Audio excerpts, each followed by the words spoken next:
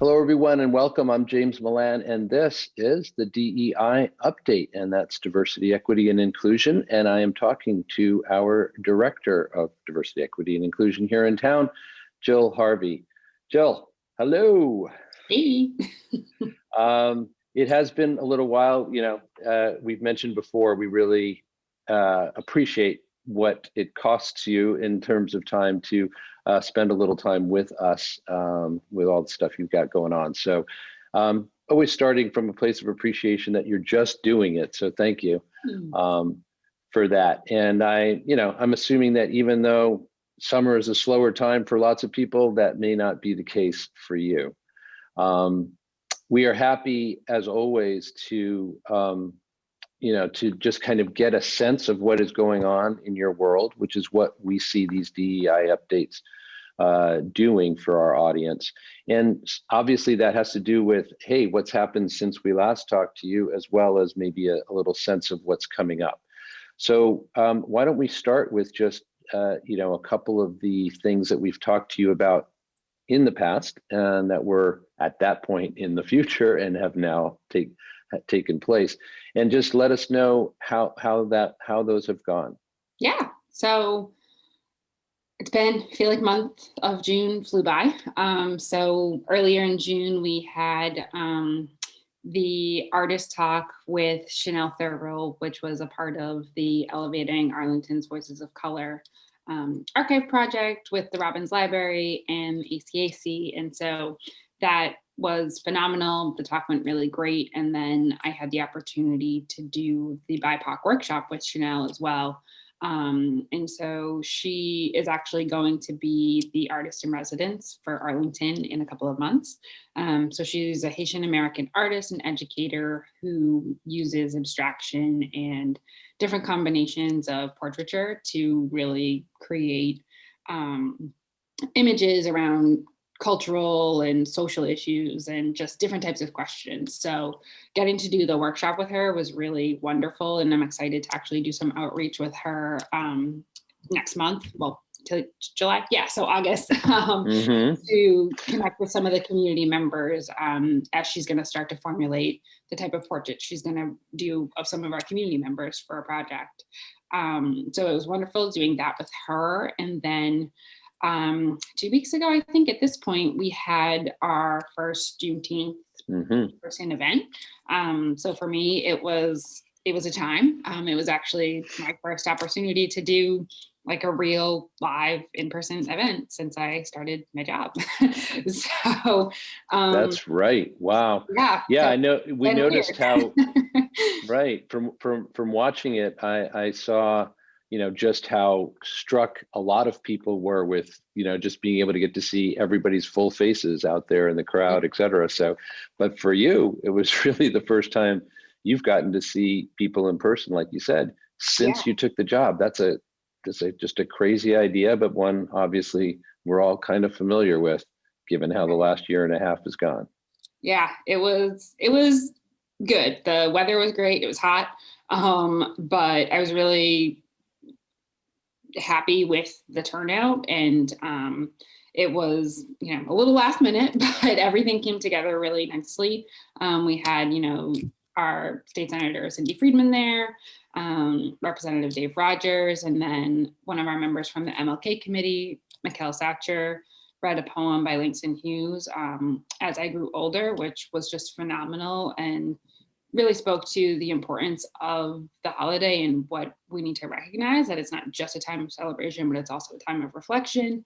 And we were able to hear from the Park Avenue Congressional Church Singers. So they sang Lift Every Voice and Sing, which was wonderful. So it was just a great time. It was short, but I was pleased with the outcome.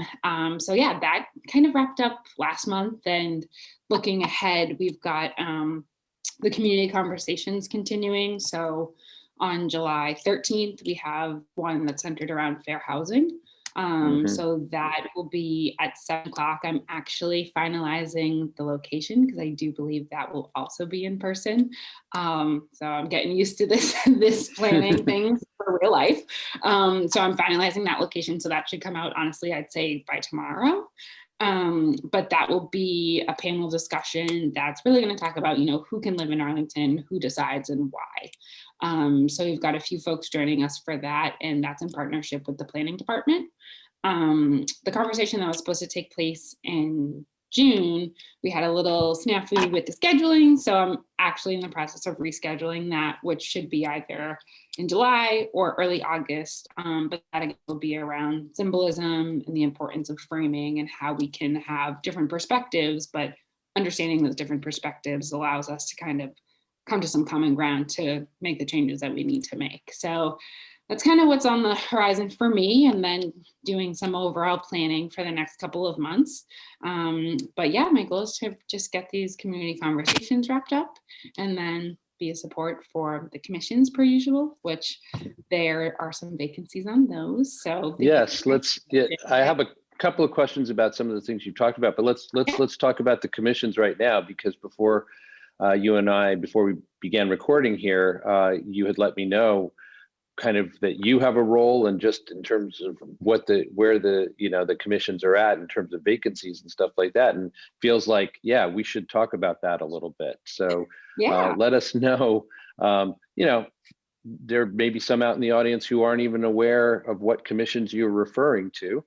So go ahead and just give us a rundown and which ones are, or perhaps all of them are looking for people to join as well. I'm not sure. Yeah, so the three commissions that I work directly with and support and help kind of manage are the Human Rights Commission, the Disability Commission, and the LGBTQIA+ Rainbow Commission. So all three actually have a vacancy on them. So if you're interested in participating or joining or applying, definitely email our town manager as he's the appointing authority, but the process will go through me for interviews and everything. But yeah, it's a great opportunity to get involved and volunteer. It's a time commitment, but it's a great way to give back to the community. So those are what's happening now. And and if people are interested, is the town's website the right place to start? Where should they go? Yep. So typically on I want to say the town governance page under boards and committees, it'll list all of the open committees. So you'll find additional information there with a bit more detail about each of the commissions, what the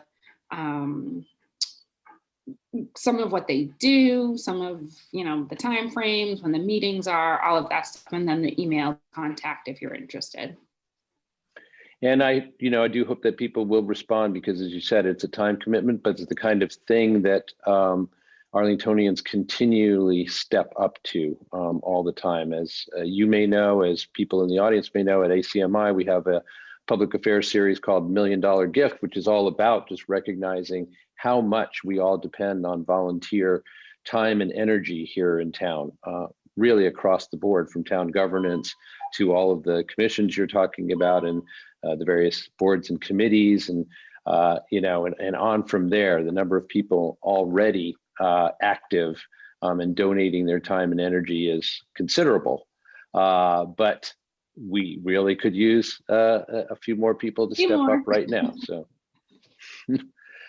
let me ask you though about a couple of things that you had mentioned. One, because we had been talking about the archive at the library, elevating voices of people of color.